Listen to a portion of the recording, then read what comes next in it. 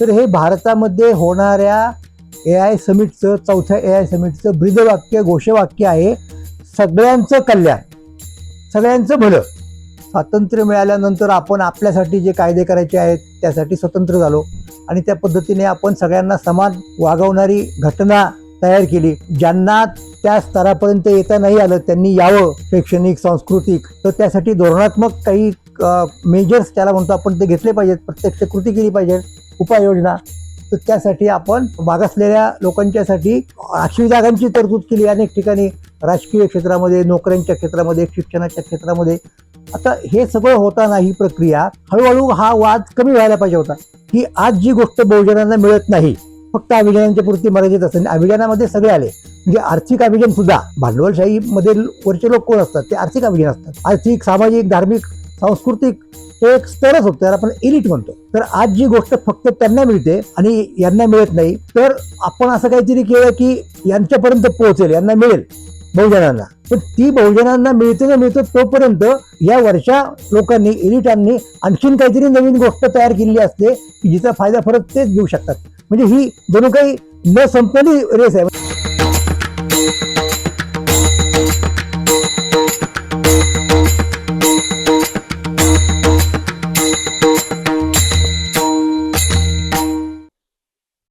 नमस्कार, मी सदानंद मोरे. महाराष्ट्र मंथन अंतर्गत आळंदी ते सिलिकॉन व्हॅली वाया नेवासा या आपल्या उपमालिकेमध्ये सगळ्यांचं स्वागत करतो. आणि महत्त्वाचा एक मुद्दा आपण जो चर्चेला घेतला होता तो म्हणजे जे 4 समिट्स झाले, शिखर परिषदा झाल्या याच्या संदर्भातल्या वेगवेगळ्या ठिकाणी, त्यातल्या 3 परिषदांची चर्चा आपण केलेली आहे. म्हणजे पहिली त्या इंग्लंडमधल्या एका कंट्री एरिया ज्याला म्हणतो आपण त्या ठिकाणी झालेली, त्याच्यानंतर कोरियामधली आणि त्याच्यानंतर फ्रान्समधली, आणि मग 4थी परिषद गेल्या फेब्रुवारी महिन्यामध्ये ही दिल्लीला झाली, भारतामध्ये झाली. तर आपण पहिल्या 3 परिषदांची चर्चा केलेली आहे. आणि पॅरिसमधल्या त्या परिषदेची चर्चा करता समिटची चर्चा करता आपल्याला हे सांगणं भाग पडलं अर्थात की त्या परिषदेमध्ये भारताचं प्रतिनिधित्व होतं. स्वतः पंतप्रधान मोदी तिथे गेलेले होते आणि तिथंच असं ठरलं की पुढची समिट ही भारतामध्ये दिल्लीला घ्यायची, म्हणजे 2026 साली. हे आधीच ठरून गेलं. आणि त्या परिषदेसंबंधी पॅरिसमधल्या आपण काही गोष्टी सांगितल्या की सगळ्यांनी मिळून काहीतरी एक कार्यक्रम किंवा एक फ्रेमवर्क ज्याला म्हणतो आपण, नीती नियमांची, ती तयार करायची आणि ती गाईडलाईन असेल संशोधनासाठी पुढच्या AI मधल्या, असं ठरलं. तो मसुदा तयार झाला, पण त्या मसुद्यावरती सह्या करायला 2 महत्त्वाच्या राष्ट्रांनी नकार दिला. आणि ती राष्ट्र म्हणजे अर्थात अमेरिका आणि इंग्लंड. आणि विशेषतः अमेरिकेचं काय म्हणणं होतं की आपण असं करून त्याचा गैरफायदा चीन उठवेल, हे आपण सांगितलं होतं. त्याच्यामुळे त्यांनी काही सह्या वगैरे केलेल्या नाहीत याचा आपण उल्लेख केला.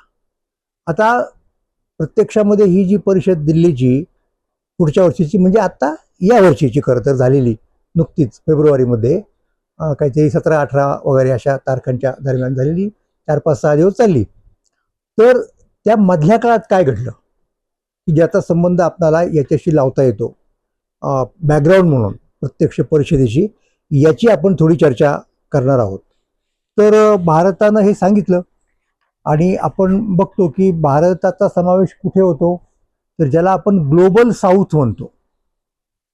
म्हणजे पृथ्वीचं विभाजन करताना, विभाजन म्हणजे अर्थात काल्पनिक स्तरावरती, प्रत्यक्ष नसतं ते, डिवाइड करताना पृथ्वी, जग खरं म्हणू पृथ्वीपेक्षा उत्तर गोलार्ध आणि दक्षिण गोलार्ध. तर उत्तर गोलार्धातली राष्ट्र ही प्रगतीपथावरती असतात आणि दक्षिण गोलार्धामधली राष्ट्र ही मागासलेली वगैरे मानली जायची. कदाचित त्यांच्यासाठी आता विकसनशील वगैरे शब्द आणा. बराच काळ त्यांना गुलामगिरीमध्ये त्यांचं आयुष्य, राष्ट्रांचंच म्हणायचं आपण, त्या समाजाचं काढावं लागलं. हळूहळू ती स्वतंत्र झाली, इत्यादी इत्यादी या गोष्टी आपल्याला माहिती आहेत. तर त्या ग्लोबल साऊथमध्ये पहिल्यांदाच घडणार आहे ही गोष्ट, म्हणजे ती कोणती AI समिट. हा एक महत्त्वाचा मुद्दा आपल्याला या संदर्भात सांगावासा वाटतो. आणि मग आता ती भारतात जर घडणार असेल तर मग भारताचे पंतप्रधान की जे अर्थात भारताचं प्रतिनिधित्व करतात जगभर, त्यांनी मधल्या काळात काय केलं, भारत सरकारने त्याची तयारी कशी केली त्या परिषदेची, याचं एक काही विवेचन आपल्याला करावं लागेल. आणि आपण एक गोष्ट पाहिली की सिऊलला जेव्हा अशा प्रकारची परिषद झाली तेव्हा काहीतरी G20 G17 वगैरे अशी काहीतरी राष्ट्र होती किंवा आणखीन काही असते वेगवेगळ्या प्रकारची. तसं भारताच्या संदर्भात सांगायचं म्हणजे एक G20 असा एक राष्ट्रांचा गट आहे, समूह आहे, आणि त्या गटांचं सुद्धा यजमानपद यावेळेला मधल्या काळात भारताकडे आलं होतं, हे आपल्याला माहिती आहे. त्याच्यामुळे भारताला एक महत्त्वाचा रोल तिथे करायचा आहे. तर त्यावेळची म्हणजे 25 सालची ती समिट, परत त्याला समिटच नाव दिलं गेलं, G20 राष्ट्रांची, ती झाली जोहान्सबर्गला, आफ्रिकेमध्ये. तर त्याच्यामध्ये अनेक राष्ट्रांचे प्रतिनिधी म्हणजे मुख्य राष्ट्रप्रमुख वगैरे आलेले होते. तर त्यांच्या संदर्भातला सुद्धा आपल्याला बातम्या त्या काळात वाचायला वगैरे मिळतात. तर त्या परिषदेमध्ये म्हणजे त्या समिटमध्ये G20च्या मोदींनी पुढच्या वर्षी म्हणजे फेब्रुवारीमध्ये 26 होणाऱ्या आपल्या त्या परिषदेचं सूतोवाच केलं. त्याची कशी आवश्यकता आहे AIची, त्याच्यामुळे आपण या G20च्या समिटमध्ये सुद्धा त्याची चर्चा व्हायला पाहिजे, इथून त्या गोष्टी पुढे गेल्या पाहिजेत, हे पाहिलं त्यांनी. आणि अर्थात साहजिक आहे ना, म्हणजे एकट्या भारताचं हे मत असता कामा नये. भारताच्या मागे भारताचं मत मान्य करणारे अनेक देश आहेत, हे त्यांना तिथे ठसवायचं होतं. त्यामुळे तिथे त्यांनी काही महत्त्वाचे मुद्दे मांडले. आणि त्या मुद्द्यामध्ये मला असं वाटतं की काय महत्त्वाचं आहे की AI हे अत्यंत महत्त्वाचं ठरणार आहे, हे तर त्यांनी सांगितलंच. आणि मग त्यांनी एक गोष्ट पॉइंट आऊट केली की त्याची प्रगती जी होती आहे AIची, तिला असा आळा घालायचा, म्हणजे कुठल्या अर्थाने आळा घालायचा, काही एक नियामक अशा प्रकारचे नियम म्हणा किंवा निदान तत्व म्हणा अशी पुढे आली पाहिजेत सर्वसंमतीनं, की जी सगळी राष्ट्र मान्य करतील. तर असे नियम, एक काही प्रमाणामध्ये सीमारेषा, काही प्रमाणामध्ये कुंपण, काय त्याला तुम्ही नाव द्या, त्याला कोणी गार्डलाईन्स म्हणतं, कोणी रेग्युलेशन म्हणतं वगैरे वगैरे, गार्डरेल्स म्हणतं, ह्या सगळ्या गोष्टी आहेत. तर त्या झाल्या पाहिजेत असं PM म्हणजे पंतप्रधान मोदी यांनी तिथे सांगितलं. आणि मग साहजिकचपणे काही गंभीर प्रश्न उद्भवतात, त्यांचाही उल्लेख केला याच्यामुळं. आणि एक थोडक्यात मुद्दा असा की ती इतकी वेगाने चाललेली आहे प्रगती, तर कशा पद्धतीने त्याच्यावरती नियंत्रण घालण्याची गरज आहे. नाहीतर आपल्या हाताबाहेर जर ती गेली सगळ्यांच्या, तर मग कदाचित मानवजातीला गंभीर प्रश्नांना तोंड द्यावं लागेल. म्हणून त्याची अर्जन्सी ज्याला म्हणतो आपण, किती तातडीचे आहे हे त्यांनी सांगायचा प्रयत्न केला. आणि त्यासाठी ग्लोबल गव्हर्नन्स फ्रेमवर्क हा एक महत्त्वाचा मुद्दा पुढे मांडला, की सगळ्या राष्ट्रांना मान्य होईल अशा प्रकारचं काहीतरी नियंत्रण तत्व, नियंत्रण चौकट असली पाहिजे, की जेणेकरून त्याच्या म्हणजे AIच्या दुरुपयोगाला सुद्धा एक प्रकारचा आळा बसेल, असं त्यांनी मांडायचा प्रयत्न केला. आणि अनेक गोष्टी पॉइंट आउट करण्याचा प्रयत्नही केला, म्हणजे काय काय होऊ शकतं, जे व्हायला नाही पाहिजे, हे त्यांनी सांगायचा प्रयत्न केला. आणि अर्थात काय म्हणत त्याला, याच्याबद्दल कोणाचं दुमत व्हायचं काही कारण नव्हतं.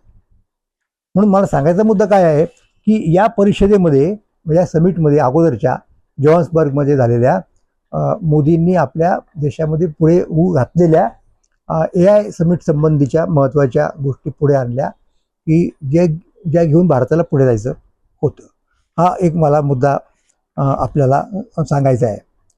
त्याच्यानंतर दुसरा एक मुद्दा मला आपल्या पुढे आणायचा आहे की दरम्यानच्या काळात भारत सरकारने त्याची एक तयारी केली की काय असला पाहिजे अजेंडा त्या मीटिंगचा, त्या समिटचा. या संबंधी त्यांनी एक पत्रक म्हणा किंवा जाहीरनामा म्हणा घडीवर जारी केला. तो कधी केला? 21 जानेवारी 2026. नोव्हेंबर 25ची ही G20ची समिट आहे. आणि आत्ता 21 जानेवारीला हा जाहीरनामा प्रस्तुत होतोय. आणि अर्थात त्याचं नाव India AI impact summit 2026. Impact summit म्हटलेलं आहे कारण आत्ता हे नुसतं चर्चेच्या पुरतं वगैरे राहिलेलं नाही. डिफेन्सिव्ह राहायचं, नकारात्मक सांगायचं असं न करता काही एक सकारात्मक आलं पाहिजे. काय नेमका परिणाम होतोय, व्हायला पाहिजे, या चर्चा आल्या पाहिजेत. म्हणून एक स्वतंत्र अशा प्रकारचा जाहीरनामा, पत्रक म्हणा, काही त्याला नाव द्या, ते भारत सरकारनं जारी केलं. आता त्याचं काय म्हटलेलं आहे, त्याचं सूत्र काय आहे, त्याचं ब्रीदवाक्य काय आहे? त्याचं ब्रीदवाक्य असं आहे, welfare for all, happiness of all. तर हे भारतामध्ये होणाऱ्या AI समिटचं, चौथ्या AI समिटचं ब्रीदवाक्य, घोषवाक्य आहे, सगळ्यांचं कल्याण, सगळ्यांचं भलं. आपल्याकडे एक कर भला हो भला अशी हिंदी बेल्टमध्ये एक म्हणीसारखे लोक वापरले जातात. तर त्यातला एक तुकडा उचलून मला वाटतं भगवान दादांनी सिनेमाही काढला होता, कर भला. तर हे त्या सिनेमाच्या लेवलला वगैरे नाही, प्रत्यक्ष आपल्याला भलं करायचं आहे लोकांचं. कोणत्या लोकांचं करायचं आहे? काही निवडक लोकांचं करायचंय का? तर नाही. Welfare for all, happiness of all, सगळ्यांचं. जसं ज्ञानेश्वर महाराजांच्या पसायदानामध्ये आपल्याला सगळ्यांसाठी काहीतरी मागितलेलं आहे असं दिसतं, तसा आपला अप्रोच हा टेक्नॉलॉजीमध्ये असला पाहिजे, तसा आपला अप्रोच हा राजकारणामध्ये असला पाहिजे. हे आपल्याला ठसवायचं आहे त्यानिमित्ताने. आणि इथे एक मला महत्त्वाचा मुद्दा सांगायचा आहे की तो शब्द, आता हे इंग्रजीमधलं माझ्याकडे टेक्स्ट आहे, पण जेव्हा त्याचं हिंदीमध्ये स्पष्टीकरण करण्याची वेळ आली तेव्हा हे शब्दप्रयोग करण्यात आले की सकल जन, सर्व जन. आणि मला आपल्याला अशी आठवण करून द्यायची आहे की 1995च्या दरम्यान मी साप्ताहिक सकाळमध्ये तुकाराम दर्शन ही लेखमाला लिहित होतो.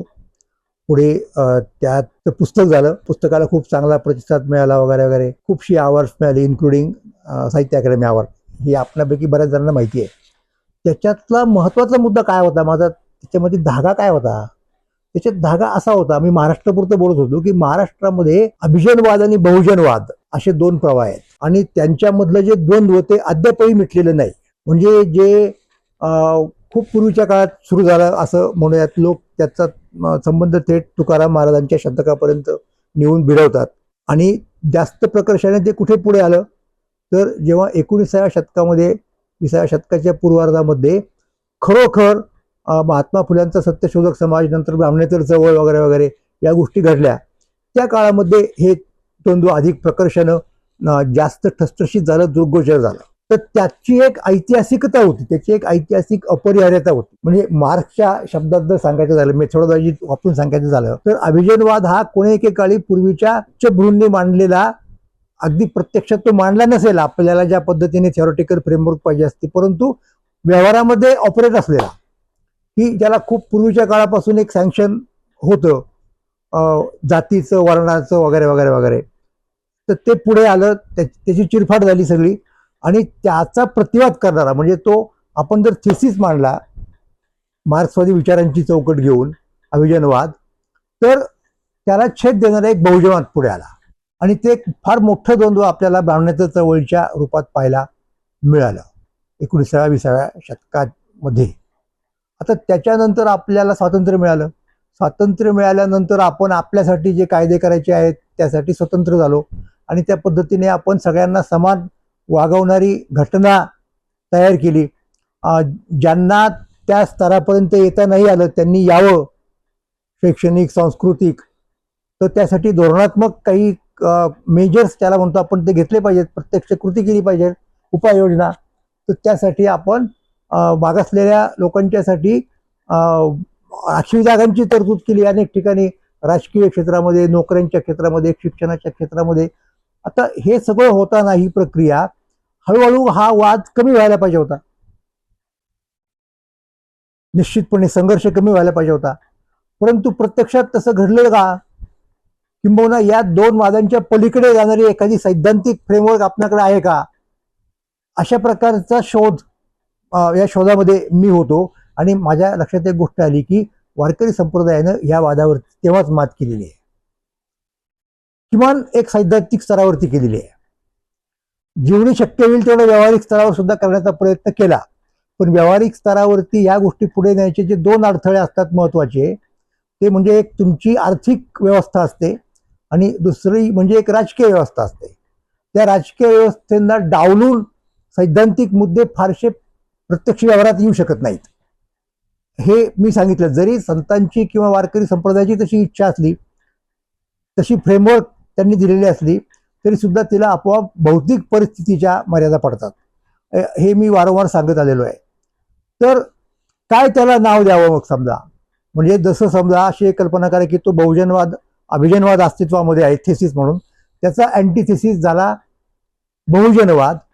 आणि आता सिंथेसिस करायची वेळ आहे प्रत्यक्ष व्यवहारामध्ये की जो तात्विक स्तरावरती पूर्वी वारकरी संप्रदायाने केलेला आहे. म्हणून मी तिथे त्याला नाव दिलं सर्वजनवाद. तर हे अनेकांना ही माझी मांडणी पसंत पडली आणि आता आपण काहीतरी करायला पाहिजे त्या दृष्टिकोनातून, वेगवेगळ्या क्षेत्रांमध्ये करायला पाहिजे जिथं शक्य होईल तिथं. म्हणून एक सकल जनवाद असं त्याला नाव देता येईल का? सर्व हा तर शब्दप्रयोग मी तुकाराम दर्शनमध्ये माझ्या आठवणीप्रमाणे केलेला आहे. तर हा वारकऱ्यांचा सर्व जनवाद आहे. तर सकल जनवाद म्हणून काही निष्पन्न करून, तर त्या काळामध्ये अशी पद्धत होती की एक साहित्य संमेलन जे भरतं नेहमीचं संमेलन भरलं जातं, ते मुळात अभिजनवादीच आहे. त्याला अजून भले महात्मा फुल्यांनी 19व्या शतकाच्या शेवटी छेद देण्याचा प्रयत्न केला की ह्या लोकांच्याकडनं आमची सुखदुःख म्हणजे बहुजनांची गडीवर ती पुढे येत नाहीत, शूद्राती शूद्रांची, स्त्रियांची म्हटलं तरी चालेल त्याच्यामध्ये. म्हणून महात्मा फुले यांनी न्यायमूर्ती रानडे भरवत असलेल्या मुख्य प्रवाहातल्या संमेलनाला यायचं नाकारलं, निमंत्रण नाकारलं. आणि नंतरही हे संमेलन जरी फुले काही म्हणाले तरी पुढं घडत राहिलं. त्यातल्या त्यात हळूहळू त्याच्यामध्ये त्याला एक बहुजनांचा एलिमेंट यायला लागला, टू दी एक्सटेंट की दलित साहित्याचे निर्माते असणारे शंकरराव खरातांसारखे लोक सुद्धा तिथे अध्यक्ष म्हणून त्या पदावरती बसले. हे आपल्याला माहिती आहे. पण ते पूर्ण मिटलं असं काही लोकांना वाटत नव्हतं. म्हणून फुल्यांना अनुसरून त्याला काही शह देता येईल का असं मानून काही मंडळींनी एक वेगळं संमेलन, त्याच मूळ संमेलनाचा ज्याला एक अँटीथेसिस म्हणता येईल असं विद्रोही संमेलन भरवण्याचा प्रयत्न केला. आणि ते अजूनही परंपरा चालू आहे, दरवर्षी होतं ते. आता या परिस्थितीमध्ये विलास सोनवणे आमचे मित्र कॉम्रेड, जे मुस्लिम ओबीसी आरक्षणाचे मूळ प्रवर्तक मानले जातात, तर त्यांनी सकल जनसंमेलन सकल साहित्य संमेलन घडूयात का अशा प्रकारची एक कल्पना मांडली. आता हे कोणाच्या जोरावरती भरवणार? त्यांचे सहकारी, त्यांचे मित्र सगळे बहुजनांच्या मधले, त्यातले काही विद्रोहींच्या मधले वगैरे वगैरे असणार त्या काळात सुद्धा, काही कम्युनिस्टांच्या मधले. तर त्यांनी जरी ती कल्पना मांडली तरी ती कल्पना त्यांच्याच काही सहकाऱ्यांना मान्य झाली नाही. त्याच्यामुळे ते बारगळलं, त्या प्रकारचं सकल साहित्य संमेलन भरवण्याचं बारगळलं. पण त्याची सैद्धांतिक फ्रेमवर्क ही वारकरी संप्रदायामध्ये आहे, जी मी वर्कआउट केलेली आहे तुकाराम दर्शनमध्ये. आणि मला आत्ता हे जेव्हा समजलं की हे जे संमेलन, हे जे समिट आहे, ते समिट हे अशा पद्धतीने सकलजनवादी आहे, सर्वजनवादी आहे. म्हणजे भले काही लोकांनी प्रयत्न करू देत, वेगवेगळ्या त्यांच्याकडचे, त्यांच्या मालकी हक्काचे किंवा त्यांच्या नियंत्रणाखाली असणारे अनेक यंत्रणा आहेत. मुळात ते भांडवलशाहीतच पुढे आलेलं आहे सगळं. ते AI कंपन्या कोणाच्या मालकीच्या आहेत शेवटी, हे सगळं आलेलंच आहे.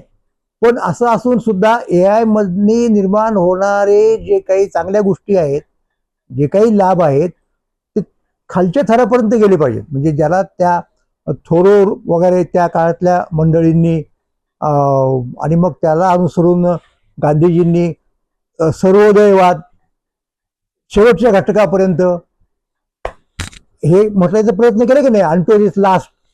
तर लास्ट म्हणजे कोण? लास्ट म्हणजे हेच बहुजन आहेत. बहुजनांमधले परत अल्पजन आहेत, खाली असणारे त्या काळातले म्हणतो आपण, त्यातला जो मुद्दा आला. तर ह्या सगळ्यांना त्याचा लाभ मिळाला पाहिजे असं निदान या भरणाऱ्या चौथ्या समिटचं घोषवाक्य आहे. मग त्याच्यामध्ये सकलजन सर्वजन हा शब्द आला आणि मला असं वाटतं की आपण बऱ्यापैकी काय म्हणत त्याला सैद्धांतिक स्तरावरती का होईना प्रगती केली आणि त्यात कुठंतरी आपला हातभार लागलेला आहे, ही गोष्ट माझ्या लक्षात आली. आणि त्यामुळं मला माझ्या स्वतःच्या काय म्हणत त्याला प्रयत्नाबद्दल, मी काय योगदान वगैरे म्हणत नाही, पण प्रयत्न नक्कीच केले आहेत, जरा बरं वाटलं. तंत्रज्ञानाच्या क्षेत्रात सुद्धा हे पाझरलं पाहिजे. नाही तर कसं होतं माहिती का, की आज जी गोष्ट बहुजनांना मिळत नाही, फक्त अभिजनांच्या पुरती मर्यादित असेल. अभिजनामध्ये सगळे आले, म्हणजे आर्थिक अभिजन सुद्धा, भांडवलशाहीमध्ये वरचे लोक कोण असतात? ते आर्थिक अभिजन असतात. आर्थिक, सामाजिक, धार्मिक, सांस्कृतिक तो एक स्तरच होतो, त्याला आपण एलिट म्हणतो. तर आज जी गोष्ट फक्त त्यांना मिळते आणि यांना मिळत नाही, तर आपण असं काहीतरी केलं की यांच्यापर्यंत पोहोचेल, यांना मिळेल बहुजनांना. पण ती बहुजनांना मिळते ना मिळतं तोपर्यंत या वरच्या लोकांनी, एलिटांनी आणखीन काहीतरी नवीन गोष्ट तयार केलेली असते की जिचा फायदा परत तेच घेऊ शकतात. म्हणजे ही जणू काही न संपलेली रेस आहे. म्हणजे ते पुढे जाईपर्यंत हे मागे पडले असतात. हे मागे पडले त्यांच्या बरोबरीने जेव्हा येतात तोपर्यंत ते बरोबरीचे आणखीन पुढे गेलेले असतात. म्हणजे जेव्हा आता उदाहरणार्थ आपण म्हणू शकू की समजा बहुजनांची मजल कॉम्प्युटर पर्यंत गेलेली असेल, तोपर्यंत हे AI पर्यंत गेले, त्याच्यामुळे हाताने ऑपरेट करण्याची भानगड कमी झाली.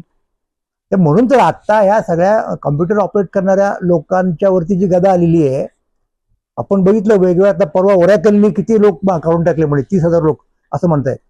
त्याच्या अगोदर इतर कंपन्यांनी ते केलं होतं. का? ज्या गोष्टी माणसं करू शकतात कॉम्प्युटरच्या माध्यमातून, त्या आता AI करायला लागलं ना. म्हणजे परत मुद्दा तिथेच आला. तर हे असं असता कामा नये, याचे लाभ सगळ्यांना गेले पाहिजेत, असा इथे तो मुद्दा येतो. आणि त्या स्तरावरती मग बहुजन आणि अभिजन यांचा संघर्ष मिटला पाहिजे. म्हणजे बहुजनांना असा संघर्ष करायची वेळ येऊ नये, हा तो मुद्दा आहे. आणि मग काय असलं पाहिजे जे निर्माण होईल ते welfare for all, happiness of all, हे भारतातल्या AI समिटचं घोषवाक्य आहे, ब्रीदवाक्य. आता अशा प्रकारचं ब्रीदवाक्य, घोषवाक्य असणारी समिट ही अर्थात दिल्लीमध्ये 5 दिवस भरायची होती, 16 ते 20 फेब्रुवारी 2026. आणि जिथं भरायची त्या ठिकाणाला त्यांनी नाव दिलं भारत मंडपम. भारतातच आहे ना सगळं, त्याच्यामुळं नाव सुद्धा आपल्या देशाचं दिलं, हे ठीकच झालं. आता पुढचा मुद्दा असा आहे माहिती का, की या घोषवाक्याने मंडित असलेल्या या समिटचे 3 सूत्र होती.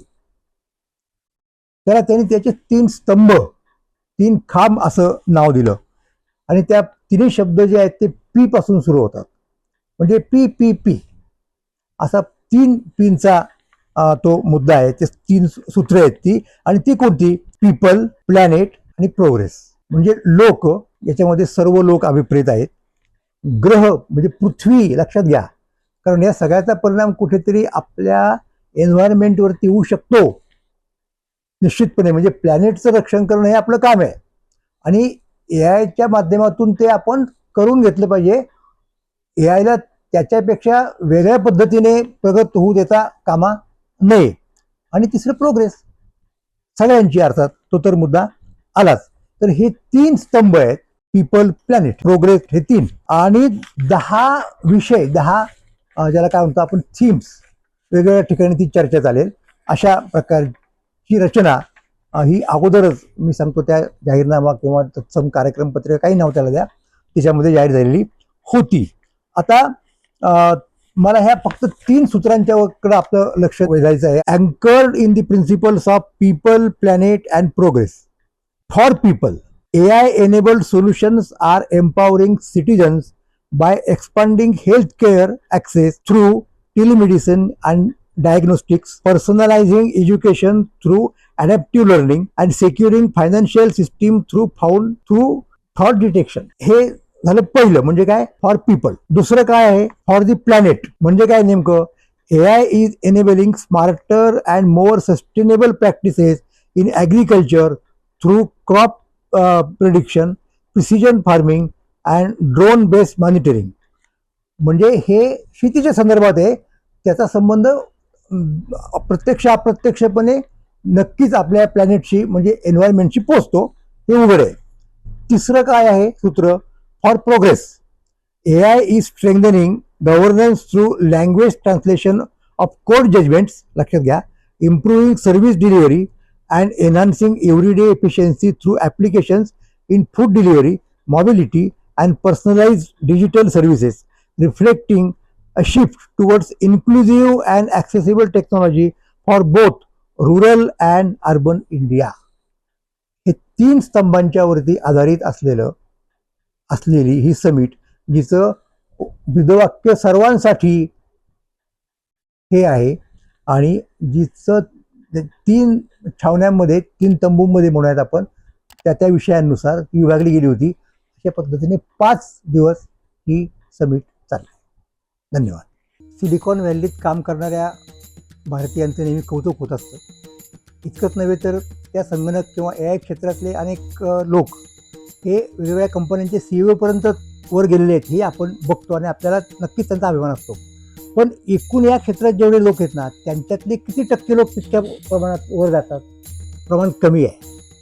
महत्त्वाचा मुद्दा असा आहे सगळ्यात माहिती आहे का, की वैज्ञानिक आणि तंत्रज्ञ यांच्यामधला जो रेशो आहे ना, आपण जगामध्ये खूप तंत्रज्ञ दिले, AI कंपन्यात काम करणारे लोक दिले आणि ते अमेरिकेला वगैरे परवडले, कारण तिथल्या लोकांपेक्षा आपण कमी प्रकारात काम करतो ना. तर मुद्दा कोणता माहिती आहे का, की आपण स्वतः वैज्ञानिक होऊन विज्ञानाचा विकास करून फंडामेंटल रिसर्च करून नवीन विज्ञान पुढे आणलं पाहिजे, संशोधनात्मक नवीन मॉडेल्स तयार केली पाहिजेत, तर आपण त्या क्षेत्रात वरती गेलो आणि आपला बोलबाला झाला असं होईल. नाही तर आपण नेहमी त्याला आपण साजिंदे वगैरे म्हणतो, म्हणजे सेकंड फिडल वगैरे त्या प्रकाराचे राहू. तसं राहता कामा नये असं आपल्याला या निमित्ताने सांगावंसं वाटतं.